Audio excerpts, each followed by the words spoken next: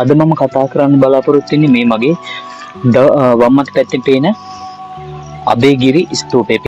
මුලින්ම අපි බලමු මේ අබේගිරි ස්තූපයට නම හැදුනේ කොහොමද කියලා. මේ අබේගිරි ස්තූපය ඉදි කරන්නේ බලගම්බා රජතුමා.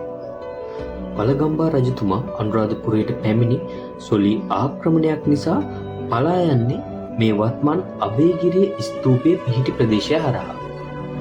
රජු මෙහෙම පලා යන අවස්ථාවේ මේ ස්ථානයේ තිබිලා තියෙන්නේ නිගණ්ඨ ආරාමය.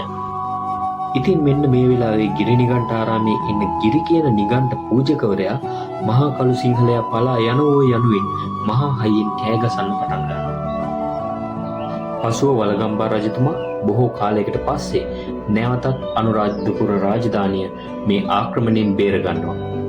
මේ බේර ගන්නවා වගේම අර ගිරි නිගණ්ඨ ආරාමය විනාශ කරලා ගිරි නිගණ්ඨ පූජකවරයාගේ නමේ ගිරි කියන කොටසත් වලගම්බා නැතිනම් වට්ටගාමිනී අබේ කියන රජුගේ නමේ අබේ කියන කොටසත් ඒකාබද්ධ කරලා මෙන්න මේ අබේගිරිය ස්තූපය නිර්මාණය කරනවා. මෙන්න මේ විදිහට තමයි අබේගිරිය ස්තූපය නිර්මාණය වෙන්නේ.